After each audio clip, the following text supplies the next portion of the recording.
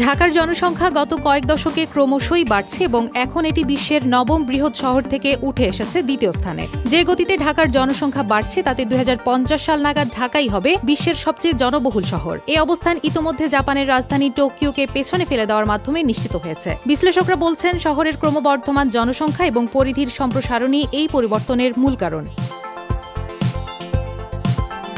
জাতিসংঘের তথ্য অনুযায়ী বিশ্বের বৃহৎ শহরের তালিকায় শীর্ষে রয়েছে ইন্দোনেশিয়ার রাজধানী জাকার্তা, যেখানে বর্তমানে বসবাস করছেন ৪,১৯,০০,০০০ মানুষ। ঢাকার জনসংখ্যা দাঁড়িয়েছে ৩,৬৬,০০,০০০ লাখে, আর টোকিওতে বাস করছেন ৩,৩৪,০০,০০০ মানুষ। ২০০০ সালের দিকে টোকিও ছিল বিশ্বের সবচেয়ে বড় শহর, তবে গত ২ দশকে এশিয়ার দ্রুত নগরায়ন এবং অভিবাসনের কারণে ঢাকার অবস্থান অনেকটা এগিয়ে গেছে।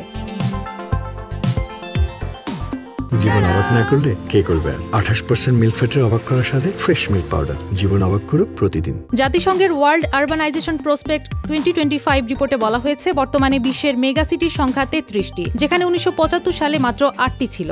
মেগাসিটি বলতে বোঝানো হয় এমন শহর যেখানে ১ কোটির বেশি মানুষ বসবাস করে। এই ৩৩টির মধ্যে ১৯টি এশিয়ায় অবস্থিত এবং শীর্ষ ১০ মেগাসিটির ৯টির অবস্থানও এশিয়াতেই। এশিয়ার অন্যান্য উল্লেখযোগ্য মেগাসিটিগুলোর মধ্যে রয়েছে ভারতের ৩,২,০০,০০০ জনসংখ্যার নয়াদিল্লি, চীনের ২,৯৬,০০,০০০ জনসংখ্যার সাংহাই, ২,৭৬,০০,০০০ জনসংখ্যার গুয়াংজু, ফিলিপাইনের ২,৪৭,০০,০০০ জনসংখ্যার ম্যানিলা, ভারতের ২,২৫,০০,০০০ জনসংখ্যার কলকাতা এবং দক্ষিণ কোরিয়ার সিউল, যার জনসংখ্যা ২,২৫,০০,০০০।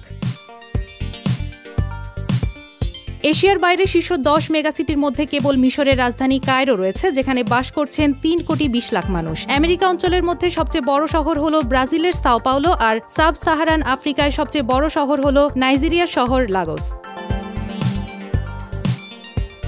ঢাকার দ্রুত জনসংখ্যা বৃদ্ধির প্রধান কারণ হল গ্রামাঞ্চল ও প্রত্যন্ত অঞ্চল থেকে রাজধানীতে মানুষের আগমন। কেউ কাজের সুযোগে আসছেন, কেউ বা বন্যা ও সমুদ্র স্তর বৃদ্ধি থেকে নিরাপদ আশ্রয় খুঁজছেন। তাছাড়া রাজধানীর পরিধি প্রতিনিয়ত বেড়েই চলেছে। এসব কারণে ঢাকা বিশ্বের বৃহৎ শহরের শীর্ষে ওঠার পথে এখনই দ্বিতীয় স্থানে অবস্থান করছে।